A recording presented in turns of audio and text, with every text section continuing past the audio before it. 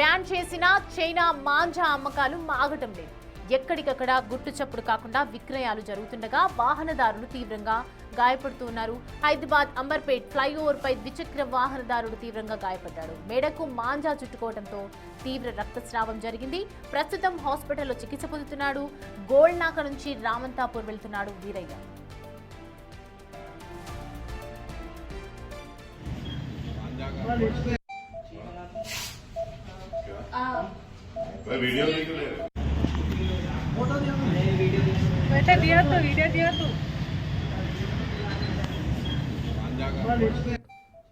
అదేవిధంగా రంగారెడ్డి జిల్లా మాల్ గ్రామంలోనూ బైకర్ తీవ్రంగా గాయపడ్డాడు.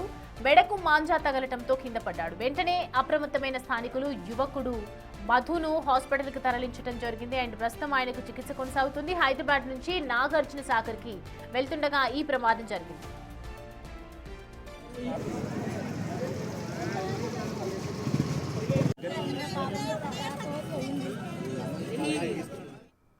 ఇక వాడొద్దన్నా కొందరు చైనా మాంజా వాడుతుండటంతో కొందరు ప్రాణాలు సైతం కోల్పోతున్నారు. ఇప్పటికే చైనా మాంజా విక్రయదారులపై పోలీసులు సైతం చర్యలు తీసుకుంటున్నారు. పతంగులు ఎగరేసేందుకు ఎవరూ చైనా మాంజాను వాడొద్దని సిపి సజ్జనార్ సైతం పిలుపునిచ్చారు. అయినా కొందరు పెడచెవిన పెడుతున్నారు.